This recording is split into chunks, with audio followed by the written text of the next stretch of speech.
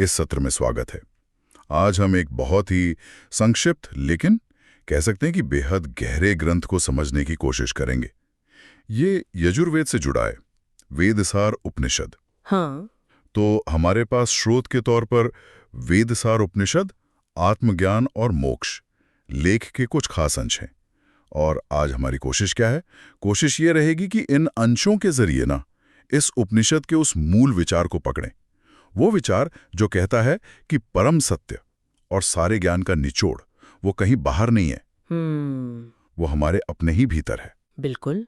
ये एक तरह से क्या कहते हैं, खजाने का नक्शा है, पर ये बाहर की दुनिया की तरफ नहीं, ये भीतर की ओर इशारा करता है। सही कहा, अंदर की तरफ। तो चलिए इसी विचार की गहराई में उतरते हैं। हम कुछ खास श्लोकों को देखेंगे, उनके मतलब समझेंगे और ये भी जानने की कोशिश करेंगे कि ये सदियों पुरानी बातें आज हमारे जीवन में कैसे मायने रखती हैं। अच्छा, तो शुरुआत ही इस बात पर जोर देती है ना? हाँ, कि भाई ये उपनिषद आत्मज्ञान और मोक्ष मतलब परम मुक्ति उसी पर केंद्रित है। ये साधक को, यानी जो सत्य की तलाश में है, उसे एक साफ दिशा दिखाता है। किस तरह? खुद को जानने की ओर, जिसे आत्मबोध कहते हैं, मन को एकाग्र करने यानी ध्यान, और उस परम चेतना ब्रह्मत्व का अनुभव करने की ओर। और यहाँ जो बात सबसे पहले ध्यान खींचती है वो ये है कि उपनिषद कितनी निर्भीकता से ये कहता है कि हमारे अंदर जो चेतना का केंद्र है, शायद स्रोत में उसे ज्ञान बिंदु जैसा कुछ कहा गया है, वो ही इस पूरे ब्रह्मांड का मूल स्रोत है। हाँ, ये तो काफी बड़ा दावा है। बिल्कुल। ये विचार अपने आप में जो स्थापित मान्यताएं हैं उनको जैसे उलट ही देता है।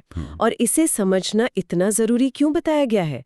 क्योंकि यही समझ व्यक्ति को उसकी आत्मा की असल ताकत का एहसास कराती है और आखिर में जन्म मरण के चक्र से मुक्ति, जिसे मोक्ष कहते हैं, वो दिला सकती है। तो सारा जोर बाहरी खोज से हटाकर इस आंतरिक स्रोत पर है। ये बात वाकई मतलब असाधारण है। बिल्कुल, और ये पारंपरिक सोच से काफी अलग भी लगता है। सही है। हाँ, बहुत अलग। चलिए पहले श्लोक को ही देखते हैं जो इस विचार की नींव रखता है। संस्कृत में है, स हि वेदसाराः सर्व विद्यानाम हृदय स्थितः। इसका सरल हिंदी अर्थ हुआ, वही वेदसार है जो सभी विद्यानों के हृदय में स्थित है। यानी जिसे हम ज्ञान का सार कहें, उसका असली रस, उसका तत्व, वो कहीं और नहीं, हर प्राणी के हृदय में ही है। हर प्राणी के हृदय में। हाँ। अगर इस सूत्र को जीवन में उतारने की सोचें तो ये एक बहुत बड़ा, एक तरह से दिशा बदलने वाला इशारा है। ये कहता है कि भाई ज्ञान की तलाश में बाहर मत भटको, अपना ध्यान भीतर लाओ। बिल्कुल। अपने केंद्र पर। असली खजाना, असली शक्ति बाहर की चीजों में या उपाधियों में या सिर्फ सूचनाओं में नहीं है। हाँ। बल्कि हमारे अंदर की चेतना में है। और यहाँ बात सचमुच दिलचस्प हो जाती है। कैसे? कि विचार कितना सहज है पर है कितना गहरा। इसका मतलब तो ये हुआ कि हमें हर पल अपने हर काम में इस अंदरूनी जागरूकता को बनाए रखने की कोशिश करनी चाहिए। हाँ, और ये तो बिल्कुल उस आम तरीके से अलग है ना जिससे हम दुनिया में ज्ञान हासिल करते हैं। हाँ, मतलब जैसे स्कूल किताबें। बिल्कुल, जैसे स्कूल जाना, किताबें पढ़ना या विशेषज्ञों को सुनना, अनुभव इकट्ठा करना, ये सब तो बाहरी प्रक्रियाएं हैं। सही। लेकिन ये श्लोक कह रहा है कि ज्ञान का जो सार है, उसकी चाबी तो पहले से ही हमारे पास है, अंदर रखी हुई है। तो ये एक गहरा सवाल खड़ा करता है कि हम अक्सर ज्ञान के लिए बाहर क्यों खोजते हैं? हाँ, बाहर क्यों खोजते हैं, क्यों हाथ पैर मारते रहते हैं? बिल्कुल। क्या हम गलत जगह तलाश कर रहे हैं? क्या बाहरी ज्ञान सिर्फ एक सतह है और असली गहराई भीतर ही है? ये सवाल वाकई सोचने पे मजबूर करता है। अच्छा, अगर सारा सार भीतर ही है, तो फिर उस भीतर स्थित तत्व का स्वरूप क्या है? वो है क्या असल में? दूसरा श्लोक शायद इसी रहस्य पर से थोड़ा पर्दा उठाता है। संस्कृत में लिखा है, यस्य हृदि वेद सारा स एव परमात्मा। सीधा और शक्तिशाली कथन। हाँ, बहुत सीधा। इसका हिंदी अर्थ है, वही जिसके हृदय में वेद सार स्थित है वही परमात्मा है। वही परमात्मा है। सोचिए जरा। ये तो कमाल की बात है। ये उस आंतरिक सार को सीधे सीधे परम सत्ता, ईश्वर या परमात्मा के बराबर बता रहा है। हाँ, ये कोई छुपी हुई बात नहीं, एकदम स्पष्ट कहा गया है। तो इसे जीवन में उतारने के लिए स्रोत क्या सुझाव देता है? वो कहता है कि जब हम ध्यान या साधना में बैठें तो इस बोध के साथ बैठें कि जिसे हम परमात्मा समझकर बाहर ढूंढ रहे हैं वो सर्वोच्च चेतना हमारे अपने ही हृदय केंद्र में मौजूद है। ये हमें अपनी आंतरिक दिव्यता मतलब अपनी शक्ति को पहचानने का आह्वान है। बिल्कुल, स्वयं की शक्ति। हाँ, ये सिर्फ एक दार्शनिक विचार नहीं रह जाता फिर। ये तो आत्म साक्षात्कार यानी खुद के असली रूप को जानने की दिशा में एक कदम बढ़ाने का जैसे निमंत्रण है। इस श्लोक का महत्व सचमुच क्रांतिकारी है, जैसा आपने कहा। ये सीधे सीधे उस आंतरिक ज्ञान बिंदु, उस वेद सार को परमात्मा का ही स्वरूप बता रहा है, कोई अंतर नहीं। हाँ, अगर हम इसे और बड़े दायरे में देखें तो ये उस आम धारणा को सीधी चुनौती देता है जहां ईश्वर को हमसे बिल्कुल अलग माना जाता है। हाँ, कि वो कहीं दूर हैं आसमान में। बिल्कुल, कहीं दूर 7वें आसमान पर बैठे हुए। ये श्लोक कहता है नहीं, परमात्मा तुम्हारे भीतर है, तुम उस सार के रूप में परमात्मा ही हो। ये आत्म साक्षात्कार के मार्ग को एकदम साफ कर देता है, जहां खुद को गहराई से जानना ही परमात्मा को जानना बन जाता है। तो ये पूरी तरह से एक आंतरिक यात्रा हुई। हाँ, पूरी तरह से। हाँ, आपने कहा मार्ग, तो क्या इस आंतरिक परमात्मा तक पहुंचने का कोई स्पष्ट तरीका, कोई विधि भी बताई गई है? हाँ, बिल्कुल। तीसरा श्लोक इसी प्रश्न का उत्तर देता लगता है। अच्छा। संस्कृत में है वेदसार ध्यानम मोक्षस्य साधनम। वेदसार ध्यानम मोक्षस्य साधनम।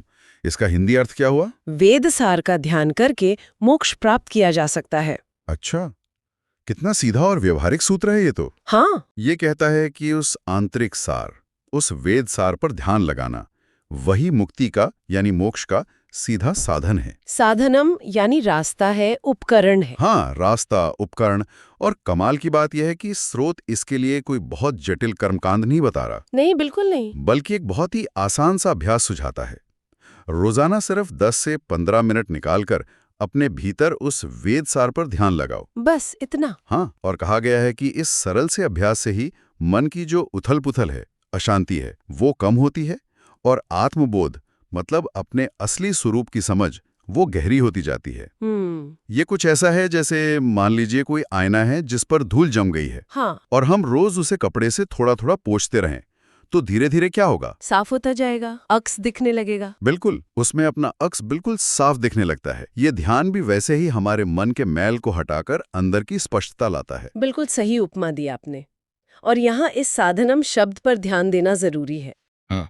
ध्यान को केवल एक क्या कहते हैं मानसिक कसरत या सिर्फ अच्छा महसूस करने का तरीका नहीं बताया गया।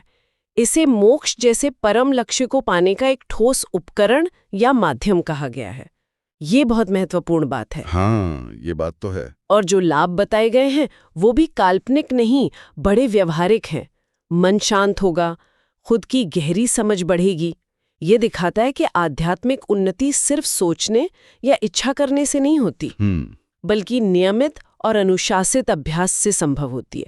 ये क्रियात्मक पहलू है, मतलब करने वाली बात है। सही कहा। तो इन श्लोकों को अगर हम एक साथ रखकर देखें तो ऐसा लगता है कि ये उपनिषद सिर्फ सूखा ज्ञान या फलसफा नहीं दे रहा। नहीं, बिल्कुल नहीं। बल्कि ये ज्ञान यानी समझ, भक्ति यानी समर्पण का भाव और साधना यानी अभ्यास, इन तीनों का एक मिला-जुला रास्ता सुझा रहा है।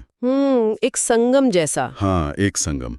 निचोड़ यही निकलता है कि परम सत्य, सारा ज्ञान और स्वयं परमात्मा ये सब हमारे हृदय केंद्र में ही है, पर सुप्त अवस्था में। से हाँ, ये महत्वपूर्ण प्रश्न है। तो स्रोत इशारा करता है भक्ति से, यानी प्रेम और समर्पण के भाव से, ध्यान से यानी एकाग्रता से, और साधना से मतलब नियमित अभ्यास से, ज्ञान, भक्ति और कर्मयोग का मेल। हाँ, और इस आंतरिक केंद्र पर ध्यान देना सबसे ज्यादा फायदेमंद कब हो सकता है? अच्छा, ये भी बताया? स्रोत कहता है खास तौर पर तब जब मन में डर हो, कोई उलझन हो या किसी तरह का शक उठ रहा हो, यानी मुश्किल समय में। हाँ, मुश्किल समय में ये आंतरिक शरण ज्यादा काम आती है। तो इस सब का सार क्या निकला? मेरे हिसाब से तो यही कि ये उपनिषद हमें अंदर की शक्ति, सच्चे ज्ञान और स्थायी शांति पाने का एक स्पष्ट और व्यवहारिक नक्शा दे रहा है। हाँ, ये एकीकरण या समन्वय ही इस उपनिषद की खूबी लगती है मुझे भी। ये दार्शनिक समझ, जिसे हम ज्ञान मार्ग कह सकते हैं, हाँ, उसे भावनात्मक जुड़ाव और ईश्वर के प्रति प्रेम यानी भक्ति मार्ग, और अनुशासित प्रयास, जिसे कर्म योग या साधना का अंग कह सकते हैं, इन तीनों को बड़ी खूबसूरती से जोड़ता है। सही। ये केवल बुद्धि को संतुष्ट करने वाला ज्ञान नहीं है, और न ही सिर्फ भावनाओं में बहने वाली भक्ति। ये एक समग्र, एक संतुलित दृष्टिकोण है जहाँ विचार, भावना और कर्म तीनों मिलकर काम करते हैं। हाँ, ये संतुलन वाली बात महत्वपूर्ण है। बिल्कुल। यहाँ दिलचस्प बात यही है कि ये संतुलन पर कितना जोर देता है। केवल एक पक्ष पर नहीं, बल्कि जीवन के सभी आयामों को साधने की बात करता है। और जैसा आपने कहा, ये केवल सिद्धांत नहीं है, ये अभ्यास पर भी उतना ही जोर देता है। हाँ, क्रियात्मक पक्ष पर। स्रोत ने इसका एक व्यवहारिक ध्यान अभ्यास भी बताया गया है। सुनने में काफी सरल लगता है। अच्छा, कैसा है वो? चलिए उसके कदमों को समझ लेते हैं। जैसा स्रोत में बताया गया है, पहला कदम, सबसे पहले किसी शांत जगह पर आराम से बैठ जाएं, जहां कोई शोर शराबा या बाधा ना हो। ठीक है। दूसरा, अपनी आंखें धीरे से बंद कर ले और अपना ध्यान अपनी सांसों पर ले आएं। कुछ गहरी धीमी सांसें लें और छोड़ें, ताकि शरीर और मन थोड़ा शांत हो सके। स्थिरता के लिए। हाँ। तीसरा, अब अपना पूरा ध्यान अपने हृदय के केंद्र में स्थित उस ज्ञान बिंदु या वेदसार पर केंद्रित करें। कल्पना करें कि आपके हृदय के ठीक बीच में चेतना का एक छोटा सा प्रकाशमान बिंदु है। अच्छा, एक विजुअलाइजेशन जैसा। हाँ, कह सकते हैं। चौथा, उस बिंदु पर ध्यान टिकाए रखें और कल्पना करें या महसूस करने की कोशिश करें कि उस बिंदु से एक दिव्य, शांत और शक्तिशाली ऊर्जा निकल रही है, जो आपके पूरे शरीर में, पूरे अस्तित्व में फैल रही है। ऊर्जा का अनुभव। हाँ, और पांचवां कदम, स्रोत के अनुसार लगभग 10 से 15 मिनट तक इसी अवस्था में रहें। उसी बिंदु पर ध्यान बनाए रखें।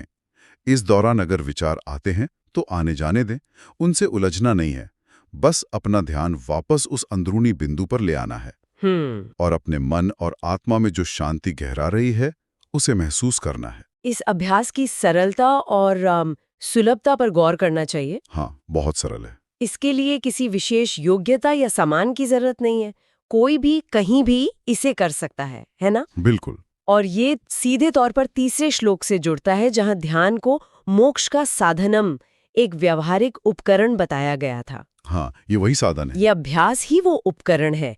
और रोजाना केवल 10-15 मिनट करने का सुझाव ये भी दिखाता है कि बड़े लक्ष्यों को पाने के लिए निरंतरता, मतलब रोज अभ्यास करना कितना जरूरी है। सही कहा, नियमितता। हाँ, जैसे छोटी छोटी बूंदों से घड़ा भरता है, वैसे ही रोज का ये छोटा सा अभ्यास भी लंबे समय में बड़ा बदलाव ला सकता है। बिल्कुल।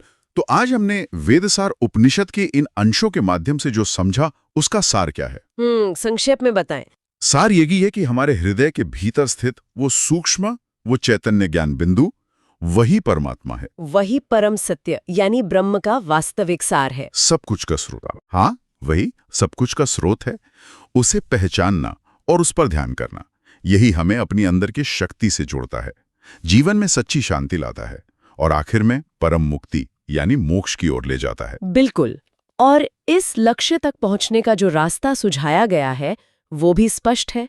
साधना यानी नियमित अभ्यास, हाँ, भक्ति यानी हृदय का समर्पण और प्रेम, और आत्मचिंतन यानी अपने ही विचारों और भावनाओं पर सजगता से विचार करना।